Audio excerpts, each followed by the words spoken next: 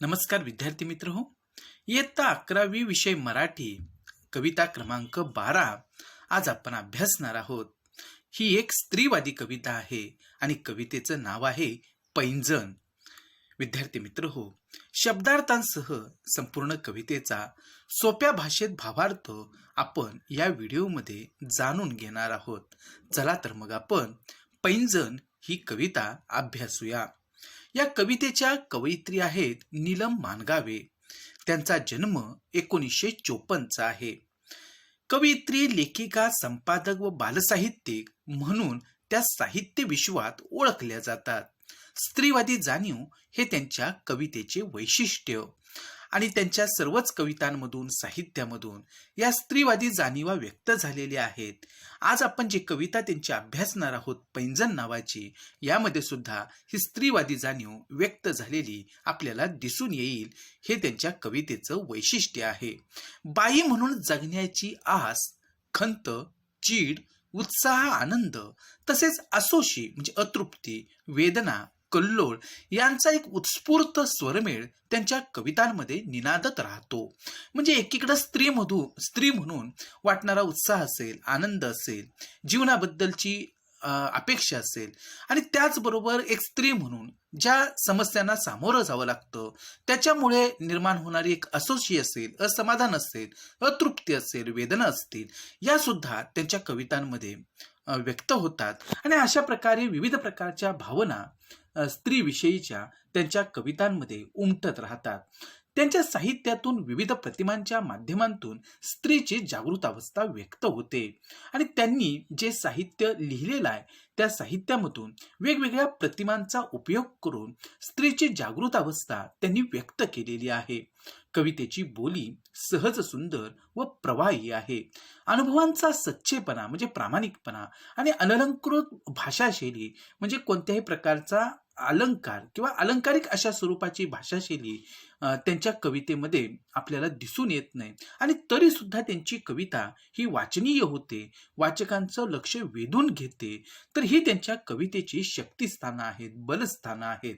गुलदस्ता, शतकाच्या उंबरठ्यावर, जाग हे त्यांचे कविता संग्रह प्रसिद्ध आहेत. तीच माती, तेच आकाश, शांते तू जिंकलीस, निर्भया लढते आहे, हे त्यांचे कथासंग्रह प्रसिद्ध आहेत. डायरी, जिद्द या कादंबऱ्या, ललित लेखन व बालसाहित्य सुद्धा त्यांचं प्रसिद्ध आहे. महाराष्ट्र राज्य साहित्य पुरस्कार या व अशा अनेक पुरस्कारांनी त्या सन्मानित आहेत.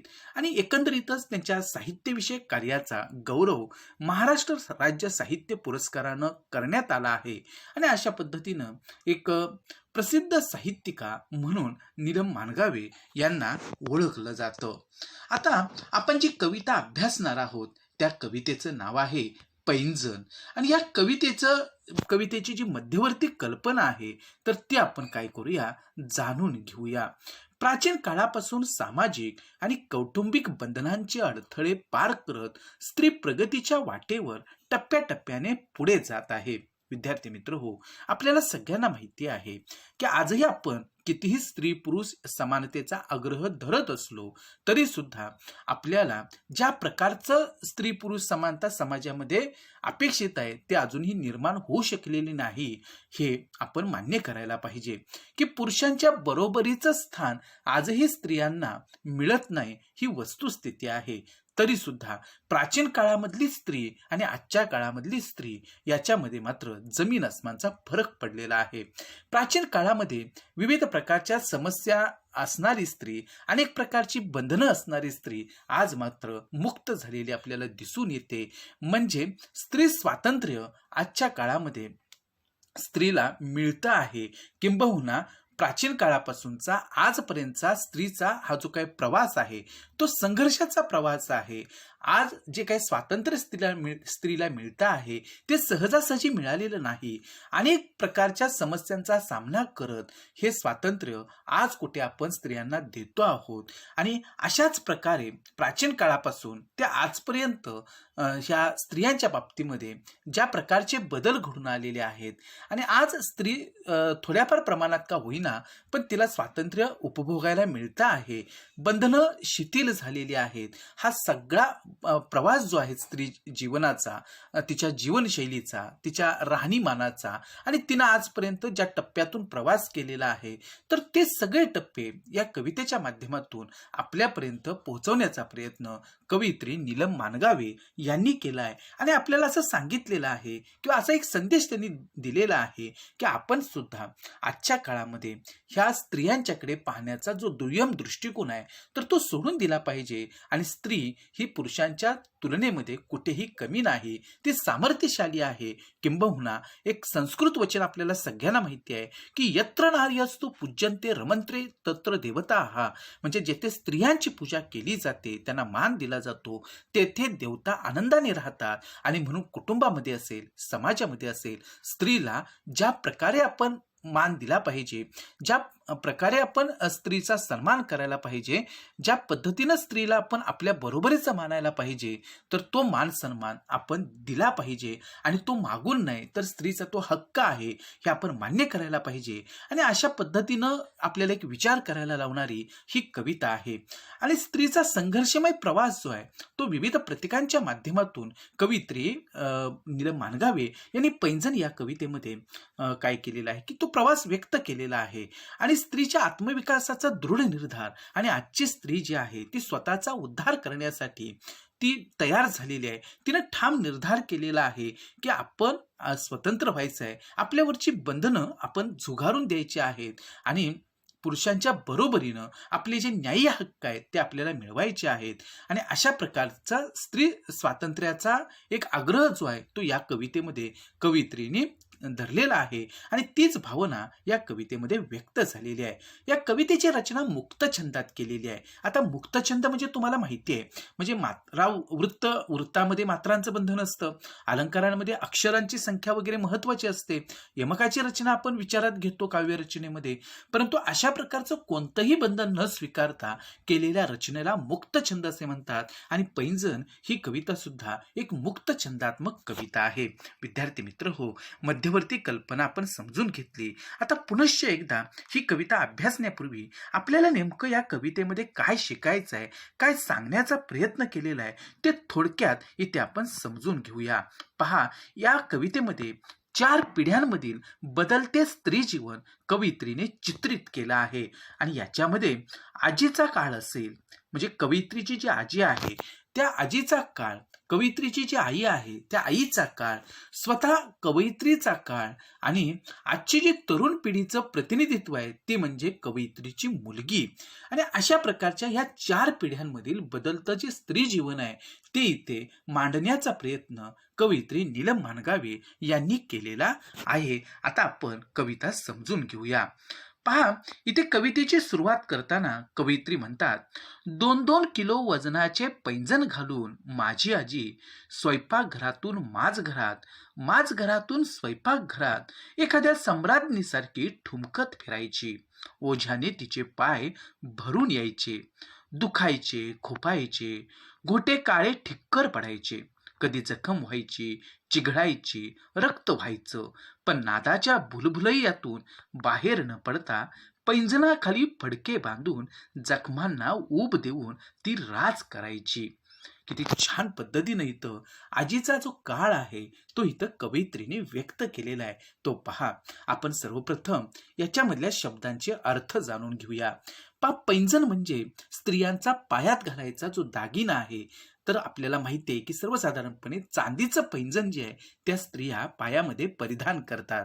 माझघर म्हणजे घराचा मध्यभाग, म्हणजे पुढे सोपा असतो, मध्ये माझघर असतं आणि मागच्या बाजूला स्वयंपाकघर असतं. सम्राज्ञी म्हणजे महाराणी, ठुमकणे म्हणजे नखऱ्यात चालणे, काळे ठिक्क म्हणजे काळे कुट्ट, नाद म्हणजे आवाज, भुलभुलैया म्हणजे भुरळ आणि राज म्हणजे हुकूमत. आता आपण या कवितेचा शब्दशः अर्थ जाणून घेऊया.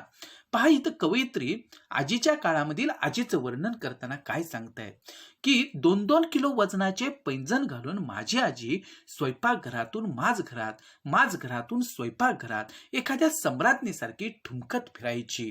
की कवयित्रीची जी आजी आहे त्या आजीच्या पायामध्ये जे पैंजण असायचं ते जवळपास 2-2 किलो वजनाचं असायचं.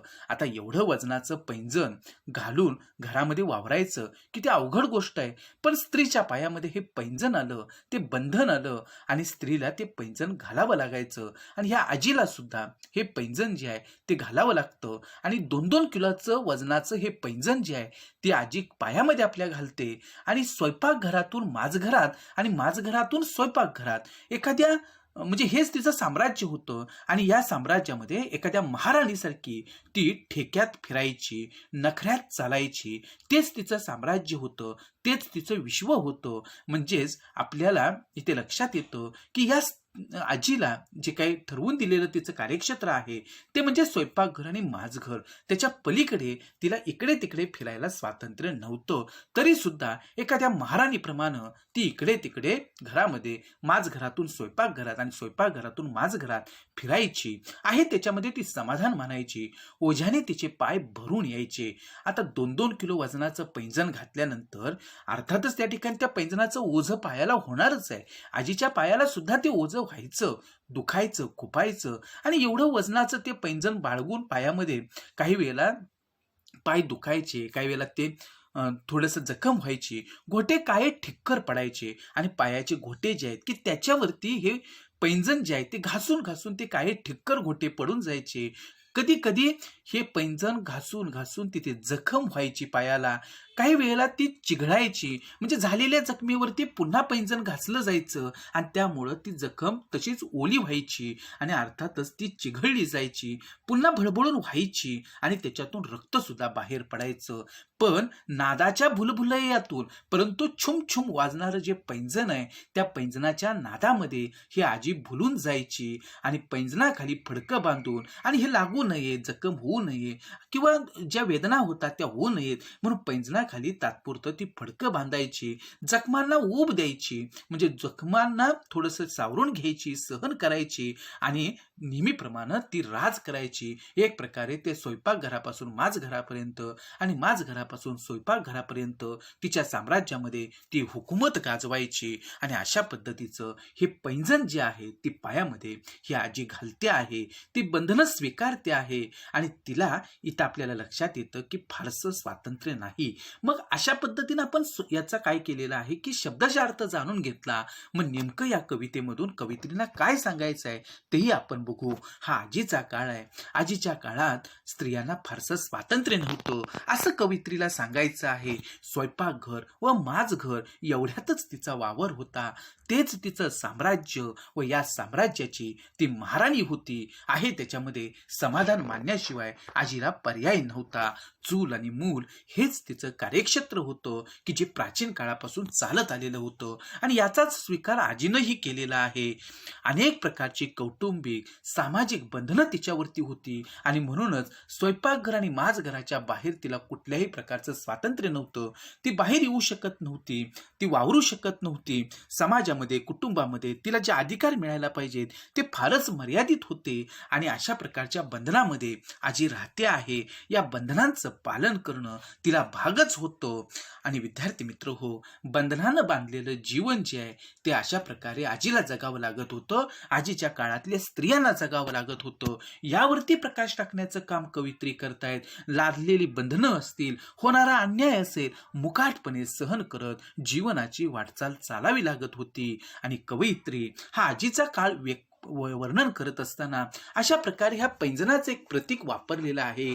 आणि त्या प्रतीकाच्या माध्यमातून जी बंधनं आहेत आणि त्या बंधनामध्ये राहून स्त्रीला कसं पुढे जावं लागत होतं आणि तिचं जीवनशैली नेमकी कशा प्रकारची होती आणि चूल आणि मूल हेच तिला ठरवून दिलेलं कार्यक्षेत्र होतं. त्याच्या पलीकडे तिला कुठलंच स्थान नव्हतं, ना कुटुंबात होतं ना समाजात होतं. हे इथं कवयित्री अधोरेखित करतात. आणि आपण सुद्धा आज जर ज्या मुली हा व्हिडिओ ऐकतायत त्यांनी जर असा विचार केला की खरंच अशी परिस्थिती आहे का, तर आपण सुद्धा आपल्या आईच्या विश्वामध्ये जाऊन पाहू शकतो, आजीच्या विश्वामध्ये जाऊन पाहू शकतो आणि हा काळ सगळा समजून घेऊ शकतो. आता आपण पुढचा भाग या कवितेतला अभ्यासूया.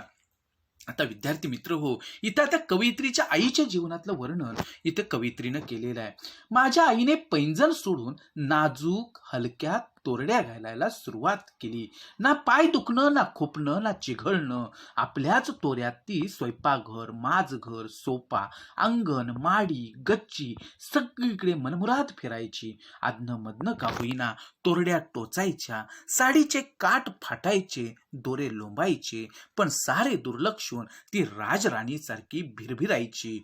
आणि अशा पद्धतीनं आईचा काळ नेमका कसा होता हे इथं कवयित्रीनं वर्णन केलेलं आहे. सर्वप्रथम आपण शब्दार्थ जाणून घेऊया. पहा, तोरड्या म्हणजे काय, तर बारीक घुंगरांचं हलकं पैंजण. आपण आजीच्या काळातलं जे पैंजण बघितलं ते जाडजूड आणि अगदी जास्त वजनाचं, अगदी 2-2 किलो वजनाचं ते पैंजण असायचं. आता थोडं ते हलकं झालेलं आहे आईच्या काळामध्ये. बारीक घुंगरांचं छुमछुम वाजणारं हे हलकं पैंजण. चिघळणं म्हणजे जखम ओली होऊन पसरणं. तोरा म्हणजे ऐट रुबाब. सोपा म्हणजे बाहेरची पडवी. मनमुराद म्हणजे मनसोक्त. दुर्लक्षण म्हणजे लक्ष न देणे. आणि भिरभिरायची म्हणजे बागडायची. आता कवयित्री इथं काय सांगतायत बघूया. माझ्या आईनं पैंजण सोडून नाजूक हलक्या तोरड्या घालायला सुरुवात केली. आईचा काळ, आता आजीचा काळ निघून गेलेला आहे, आईचा काळ सुरू झालेला आहे. आणि आईच्या काळामध्ये आई काय करते आहे की सुरुवातीचं आजीचं जे पैंजण असायचं ते जाडजूड होतं, पण आईच्या काळामध्ये आता ह्या पैंजणाची जागा जी आहे त्या हलक्या वजनानं हलक्या असणाऱ्या तोरड्यानं घेतलेली आहे. आणि हे तोरडा म्हणजे सुद्धा बारीक घुंगरांचं हे हलकं पैंजणच होतं. आणि अतिशय नाजूक हलकं अशा पद्धतीच्या ह्या तोरड्या ज्या आहेत त्या आईनं घालायला सुरुवात केली. काळ बदलला आणि अशा पद्धतीनं स्त्री जीवनामध्ये काय बदल होतो आहे ते ह्या पैंजणाच्या निमित्तानं कवयित्री सांगतायत. ना पाय दुखणं, ना खुपणं, ना चिघळणं. आणि अशा प्रकारे ते वजनानं हलकं असणारं पैंजण जे होतं त्याच्यामुळं ना पाय दुखत होते, ना काही खुपत होतं, ना जखम चिघळत होती. आपल्याच तोऱ्यात ती आणि आपल्याच रुबाबामध्ये, आपल्याच आयटीमध्ये ती वावरायची. स्वयंपाकघर, माझघर, सोपा, अंगण, माडी, गच्ची सगळीकडे मनमुराद फिरायची. बघा, आजीचा काळ होता, स्वयंपाकघर ते माझघर आणि माझघर ते स्वयंपाकघर. आईचं कार्यक्षेत्र विस्तारलेलं आहे. आता घरामध्ये तिला सोप्यापर्यंत जाता येतं आहे, अंगणापर्यंत जाता येत आहे, माडीवरती जाऊ शकते, गच्चीवरती फिरू शकते. सगळीकडे आपल्या मर्जीप्रमाणे ती ये जा करू शकते. तेवढं स्वातंत्र्य आता तिला घरामध्ये मिळालेलं आहे. म्हणजे कुटुंबामध्ये ज्या काही बंधनं होती, जी काही बंधनं होती ती आता शिथिल आईच्या काळामध्ये झालेली आहेत. अधनं मधनं का होईना तोरड्या टोचायच्या, परंतु बंधनं होती नाही असं नाही. आणि तोरड्या अधूनमधून टोचायच्या म्हणजे ही बंधनं टोचायची. साडीचे काठ फाटायचे आणि काही वेळेला ह्या पैंजणामध्ये, ह्या तोरड्यांमध्ये साडीचे काठ अडकायचे, त्यामुळे काठ फाटायचे, दोरे लोंबकळत राहायचे, पण सारं दुर्लक्षून. पण याकडे ती ही आजी जी आहे ती लक्ष द्यायची नाही. ती राजराणीसारखी भिरभिरायची आहे, त्याच्यामध्ये ती समाधान मानत होती. जे मिळालेलं आहे ते स्वातंत्र्य ती उपभोगत होती. बंधनांची तिला सवयच होती. परंतु आजीच्या काळातली बंधनं एवढी आता आईच्या काळामध्ये उरलेली नाहीत, पण आहेत ती बंधनं तिनं स्वीकारलेली आहेत आणि त्या पद्धतीनं आहे त्याच्यामध्ये समाधान मानून राजराणीसारखी, एखाद्या राजाची राणी असल्याप्रमाणे ती सगळ्या घरभर बागडत होती आहे, त्याच्यामध्ये ती आनंद मानत होती. आता याच्यातून नेमकं कवयित्रींना काय सांगायचं ते बघूया. पहा, आईच्या काळामध्ये, आजीच्या काळातील बंधनं जी आहेत ती थोडी शिथिल झालेली आहेत. स्वयंपाकघर व माझघरातून स्त्रीला सोप्यात, अंगणात, माडीवर, गच्चीवर सर्वत्र वावरण्याचं आता स्वातंत्र्य मिळालेलं आहे. स्त्री म्हणून समाजानं घातलेली बंधनं असली तरीही या बंधनाकडे दुर्लक्ष करून या काळातील स्त्रीला मुक्त वावरता येऊ लागलं. थोडाफार स्वातंत्र्याचा आनंद घेता येऊ लागला. म्हणजे काळ बदलला तसं त्या ठिकाणी ह्या स्त्रीचं जीवन जे आहे किंवा तिची जीवनशैली जी आहे ती सुद्धा बदलत गेलेली आपल्याला दिसलं आहे. म्हणजे स्त्रीची आजीच्या काळातली परिस्थिती आईच्या काळामध्ये बदललेली आपल्याला दिसते. समाजानं थोड्याफार प्रमाणामध्ये का होईना पण स्त्रीचं स्वातंत्र्य मान्य केलेलं आहे आणि या स्वातंत्र्याचा आनंद जो आहे तो आई घेते आहे. आणि बंधनं होती पण ती बंधनं स्वीकारून मिळालेल्या स्वातंत्र्याचा आनंद ती घेऊ लागलेली आहे.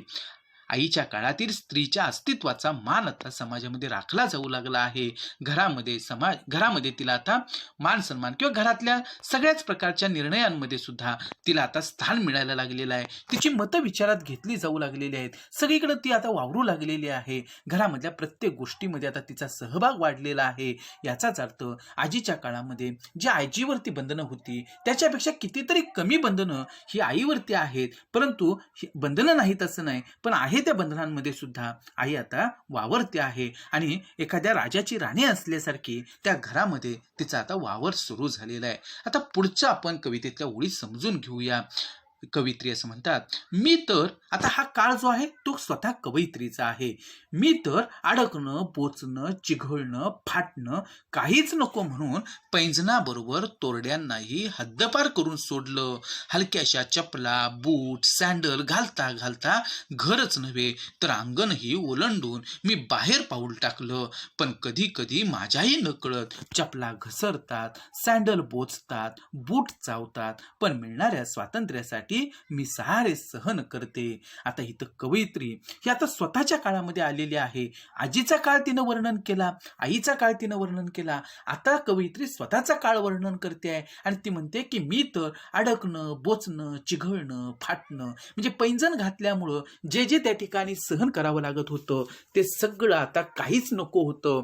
ह्या आईच्या काळामधील स्त्रीला आणि पैंजणाबरोबर तोरड्यांनाही हद्दपार करून सोडलं आणि तिनं काय केलेलं आहे म्हणजे कवयित्रीनं की ह्या पैंजणाबरोबर जे हलकी वजनानं तोरडी जी होती त्यांना सुद्धा तिनं आता कायमचं हद्दपार केलं, बाहेर काढलं. आता पैंजण घालणंच सोडून दिलं. हलक्याशा चपला ती घालायला लागली, बूट सँडल ती घालायला लागली आणि हे घालता घालता तिनं अंगण कधी ओलांडलं हे तिचंही तिला कळलं नाही. तिनं बाहेर पाऊल टाकलं आणि समाजामध्ये ती मिसळायला लागली, जीवनाच्या विविध क्षेत्रांमध्ये ती वावरायला लागली. पण कधी कधी माझ्याही नकळत चपला घसरतात, परंतु तरी सुद्धा इथं ही कवयित्री असं म्हणतात की माझ्याही नकळत कधी कधी मी घातलेल्या चपला घसरतात, सँडल बोचतात, पायाला बोचतात, बूट चावतात, कधी कधी घातलेले बूट सुद्धा त्या ठिकाणी वेदना देतात. पण मिळणाऱ्या स्वातंत्र्यासाठी मी सारं सहन करतो. परंतु जे स्वातंत्र्य आता मिळालेलं आहे कवयित्रीला की घराबाहेर पडण्याचं, त्याच्यामुळं मात्र ह्या जरी बंधनं तिच्यावरती अजूनही असली तरी मात्र त्या बंधनामध्ये ती राहून हे सगळं सहन मात्र त्या ठिकाणी करायला ती शिकलेली आहे. आता याच्यामधून कवयित्रीला काय सांगायचं आहे तर कवयित्रीला असं सांगायचं आहे की कवयित्री ज्या काळात वावरते आहे तो हा आता आधुनिक काळ आहे आणि पैंजण तोरड्या नाकारून चपला, बूट, सँडल घालून स्वयंपाकघर, माझघर, सोपा व अंगणही ओलांडून तिने बाहेरच्या जगात आता पाऊल टाकलं आहे. समाजानं स्त्री पुरुष समानतेचं मूल्य स्वीकारलं आहे. म्हणजे विद्यार्थी मित्र हो की समाज जो आहे त्या समाजानं आता स्त्री पुरुष समानता ही निर्माण व्हायलाच पाहिजे आणि ते आता गरजेचे आहे की स्त्रियांना आपण जे दुय्यम समजतो ते समजता कामा नये आणि आपल्या बरोबरीचा अधिकार जो आहे तो स्त्रीला मिळाला पाहिजे. हे मूल्य आता समाज स्वीकारतो आहे.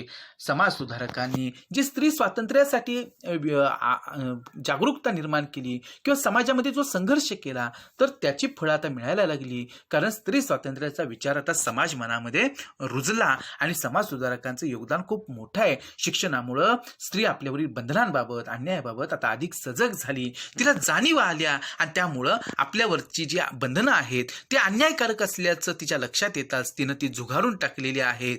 चूल आणि मूल हे तिचं पारंपरिक क्षेत्र सांभाळून सर्वच क्षेत्रांमध्ये आपलं सामर्थ्य तिनं दाखवून दिलं आणि त्यासाठी तिला घराबाहेर पडण्याचं स्वातंत्र्य सुद्धा मिळालेलं आहे. घराचा उंबरठा ओलांडलेली स्त्री परंपरेनं चालत आलेली बंधनं आता पाळते आहे. अशा प्रकारचा बदल हा कवयित्रीच्या काळामध्ये आता घडून आलेला आहे. आणि आता जी काही पिढी आहे म्हणजे कवयित्रीची जी मुलगी आहे तिच्या काळामधली स्त्री नेमकी कशी आहे म्हणजे आत्ताची तरुण पिढी या बाबतीत काय विचार करते हे इथं कवयित्री सांगतायत. आता मात्र माझी मुलगी म्हणते आई पैंजण नको, तोरड्या नको, चप्पल, बूट, सँडल नको, ते पकडणं नको, घसरणं नको, काहीच नको. अगं पायाखालचे काटे मोडण्यासारखे पायच होऊ देत आता घट्ट, मजबूत, पोलादी, पुढल्या का होईना शतकाआधी. आणि इथं आता हा जो काही काळ सुरू झालेला आहे तो इथं कवयित्रीच्या मुलीचा काळ सुरू झालेला आहे. आणि आजच्या काळातली ही जी तरुण पिढी आहे ती कशा पद्धतीने या स्त्री स्वातंत्र्याकडे पाहते याचं एक यथोचित वर्णन इथं केलेलं आहे.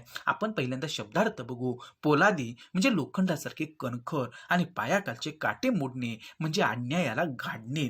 आणि इथं आपण याचा अर्थ पहिल्यांदा समजावून घेऊया. आता मात्र माझी मुलगी म्हणते आई पैंजण नको, तोरड्या नको. कवयित्रीची मुलगी जी आहे म्हणजे तरुण पिढी जी आहे ती काय म्हणते आहे की आता मला आई पैंजण नको आहे, पायामध्ये तोरड्या सुद्धा नको आहेत, चप्पल, बूट, सँडल सुद्धा नको, ते पकडणं नको, घसरणं नको, म्हणजे कुठलंच बंधन नको, काहीच नको. अगं पायाखालचे काटे मोडण्यासारखे आणि अन्यायाला गाडण्यासाठी हे पायाखालचे काटे कशाचे आहेत तर ते वेदना देणारे आहेत म्हणजे अन्यायाचे हे काटे आहेत. पायच होऊ देत आता घट्ट, मजबूत, पोलादी. आणि ही तरुण पिढी जी आहे ती काय म्हणते की अगं पायाखालचे काटे मोडण्यासारखे, म्हणजे काहीच नको, मी पायात बूट सुद्धा घालणार नाही, चप्पल सुद्धा घालणार नाही, मला काहीच बोचायला नको, आणि हे माझे पाय जे आहेत ते पोलादी बनले पाहिजेत, लोखंडासारखे कणखर बनले पाहिजेत, अन्यायाला गाडण्यासाठी असे पोलादी पायच मला उपयोगी ठरतील, आणि म्हणून मी आता काहीच घालणार नाही पायामध्ये. पायच होऊ देत आता घट्ट मजबूत पोलादी, पुढल्या का होईना शतकाआधी, आणि पुढच्या 100 वर्षाच्या कालावधीच्या अगोदर, 100 वर्षांपूर्वीच एका शतका अगोदरच हे सगळं घडून येऊ दे, म्हणजे पुढच्या काळामध्ये अशा पद्धतीनं स्त्रीला आपलं स्वातंत्र्य मिळवण्यासाठी संघर्ष करावा लागणार नाही, स्त्री पूर्णपणे बदललेली असेल, अशा पद्धतीची दृष्टी जी आहे ते आजच्या तरुण पिढीकडे आहे, आणि ही मुलगी जी आहे ती अशा पद्धतीनं विचार करते. कवयित्रीला इथं काय सांगायचं आहे, तर कवयित्रीची जी मुलगी आहे तिच्या माध्यमातून कवयित्री आपल्याला सांगू इच्छितात की आजची ही जी तरुण पिढी आहे, म्हणजे कवयित्रीची मुलगी, या पिढीनं स्त्री स्वातंत्र्याच्या आड येणारी सर्व बंधनं आता नाकारलेली आहेत, तिला कोणत्याही प्रकारची बंधनं नको आहेत, तिला स्वातंत्र्य हवं आहे, आणि आताची स्त्री ही जागरूक आहे आणि ती अन्याय सहन करणारी नाही, स्वतःचं सामर्थ्य तिनं ओळखलंय, पुरुषाच्या तुलनेत आपण कुठेही कमी नाही हे तिनं आता सिद्ध केलेलं आहे, की आता समाजामध्ये पुरुषांच्या बरोबरीनं आम्ही आहोत, आणि कोणत्याही परिस्थितीमध्ये पुरुषांच्या तुलनेत आम्ही कमी नाही आहोत, आम्हाला दुय्यम तुम्ही समजू नका, आणि आमचे अधिकार तुम्ही मान्य करा. आणि अशा प्रकारे स्त्री कुठेही स्वतःवरती बंधनं घालून घ्यायला तयार नाही. सामाजिक, आर्थिक, राजकीय, औद्योगिक, शैक्षणिक अशा सर्वच क्षेत्रांमध्ये आपल्या कर्तृत्वानं स्त्रीनं आता उंच भरारी घेतलेली आहे, आणि तिनं सिद्ध केलेलं आहे की आता काय आहे की आम्ही पुरुषांच्या बरोबरीनं आहोत, आणि आम्हाला स्त्री पुरुष असमानता जी आहे तर ती मान्य नाही, तर स्त्री पुरुष समानता हा आमचा अधिकार आहे, आणि आम्हाला पुरुषांच्या बरोबरीनं सगळे अधिकार मिळायला पाहिजेत, आणि हे मुक्त स्वातंत्र्य हा आमचा अधिकार आहे, आणि तो आम्हाला हवा आहे. अशा पद्धतीनं ही तरुण पिढी जी आहे, कवयित्रीची जी मुलगी आहे, तर ती मुलगी ह्या तरुण पिढीचं प्रतिनिधित्व करते आहे, आणि अशा पद्धतीचा हा विचार जो आहे तर तो या पिढीचा आहे, असं आपल्याला त्या ठिकाणी इथं कवितेतून लक्षात येतं. या स्त्रींवरती विविध क्षेत्रातील ज्या कर्तृत्ववान महिला आहेत त्यांनी सुद्धा हे दाखवून दिलेलं आहे की आमच्यामध्ये सुद्धा तेच सामर्थ्य आहे की जे पुरुषांच्या मध्ये आहे, आम्ही कुठेही कमी नाही, क्षेत्र कोणतंही असू दे त्या क्षेत्रामध्ये उंच भरारी आम्ही घेऊ शकतो, आणि किंबहुना पुरुषांच्या बरोबरीनं किंवा त्याच्याही पुढे जाऊन एक पाऊल आम्ही पुढे टाकू शकतो, आणि हे सगळं सिद्ध केलेलं ह्या सगळ्या स्त्रियांनी, आणि म्हणूनच इथे त्या ठिकाणी कवयित्रीनं हा जो विचार आहे की या विचारातून स्त्री किती आत्मविकासाचा दृढ निर्धार करते आहे, आणि ह्या 4 पिढ्यांच्या माध्यमातून कवयित्रीनं आपल्याला हा विचार पटवून दिलेला आहे, म्हणजे एक वेगळा विचार मांडणारी, एक वेगळा स्त्री पुरुष समानतेचा संदेश देणारी अशी ही कविता आहे, आणि या कवितेतला विचार आपण कृतीत आणणं गरजेचं आहे. आणि अशा प्रकारच्या स्त्री पुरुष समानतेच्या कविता आपल्याला नंतरच्या काळामध्ये अभ्यासक्रमामध्ये नको असतील, तर आत्ताच्या पिढीनं हा विचार स्वीकारायला हवा, आणि स्त्री पुरुष समानता ही आपल्या कृतीमध्ये आणायला पाहिजे. विद्यार्थी मित्र हो, तुम्हाला नक्कीच ही कविता समजलेली असेल. आज या व्हिडिओमध्ये आपण इथेच थांबू. धन्यवाद.